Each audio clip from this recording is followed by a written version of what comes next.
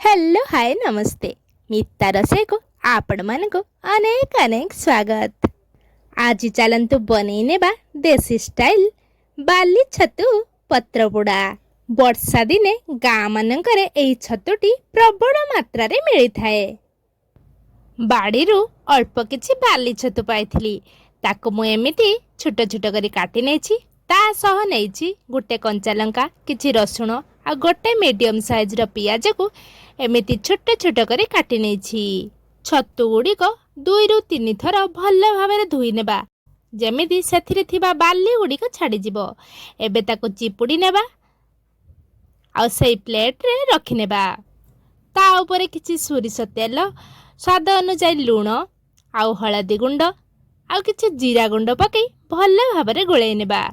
मु एठी पत्रपोड़ा बनेबा पई 2टी बोईताल पत्र नेछि।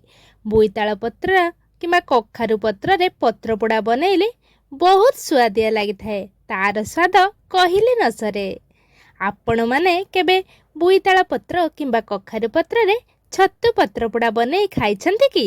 जदि खाइ नाहंती थरे निहाती बनेई खांतु, तार स्वाद पूरा नियारा। आपण माने निजे जानि परिबे। एबे सेई छतु गुड़िक पत्र रे रखी आमे चारिपटो एमिति फोल्ड करि नेबा आ गोटे स्टिक साहाय्य सील करि नेबा। सेई पत्रटी को आंचरे पके नेबा आ ता ऊपर भल भाबरे निया गुड़िक घोड़े नेबा। 20 ରୁ 25 मिनिट हेबाको छाड़ी देबा। 20-25 मिनिट पर आमे छतु पत्र पोड़ाटी बाहर करि नै आसीचु।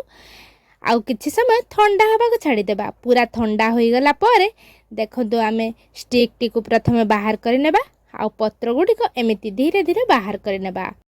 आपण देखि पारुथिबे छतु पत्र पोड़ाटी केते सुंदर देखा जाउछि।